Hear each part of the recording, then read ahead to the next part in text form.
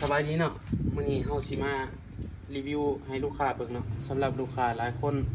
สั่งเครื่องนำเฮาไปแล้วจะประกอบบ่เป็นเนาะมื้อนี้เฮาสิมาเฮ็ดคลิปแต่เริ่มต้นมาให้เบิ่งเลยเนาะมาเฮาจะมาเบิ่งนำกันว่า1เซตจะมีหยังแหน่โอเคเฮาจะมาแกะกล่องแบบนี้เนาะมาเบิ่งนำกันถ้าสมมุติ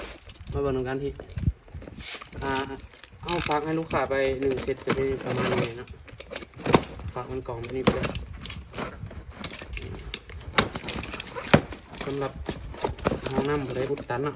สามารถซื้อไปใส่ได้1เซตจะมีเนี่ยแบบนี้เลยเนาะ1เซตลูกค้าได้ไปจะได้แบบนี้เลยมาเบิ่งนำกัน1เซตจะมีประมาณนี้เลยเนาะจะมีโต๊ะหัวแถมใส่ทอเนาะตัวนี้จะเป็นยางโอลิงหรือสุดซ้อมตัวนี้เนาะตัวนี้จะเป็นทอนำเนาะตัวนี้ก็เป็นทอเล่าเนาะทอเล่าตัวนี้จะเป็นโต๊ะ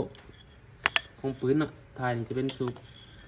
เขาจะมาสอนสาธิตคร่าวๆวิธีประกอบเนาะวิธีประกอบคร่าวๆ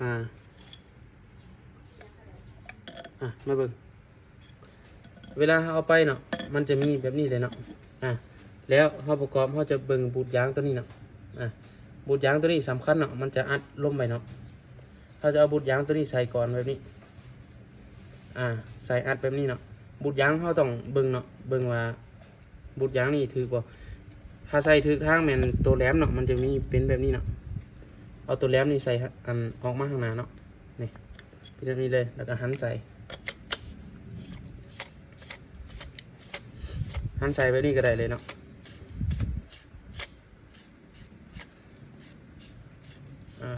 ความแห้งของตัวนี้จะบรรจุอยู่ที่5 บาร์เนาะ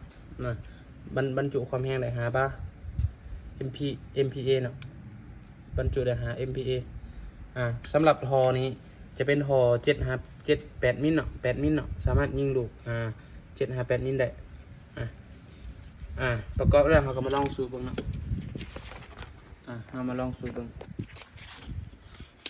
1 2 3 4 5นี่บาร์มันจะขึ้นแบบนี้เลยเนาะนี่ถ้าบ่ได้หมักแห้งเขาก็สูบขึ้นมาอีกก็ได้เนาะนี่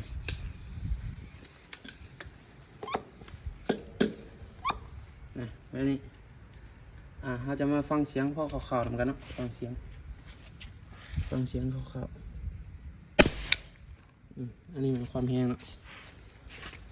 โอเค1เซตกับมีประมาณนี้เนาะตัวนี้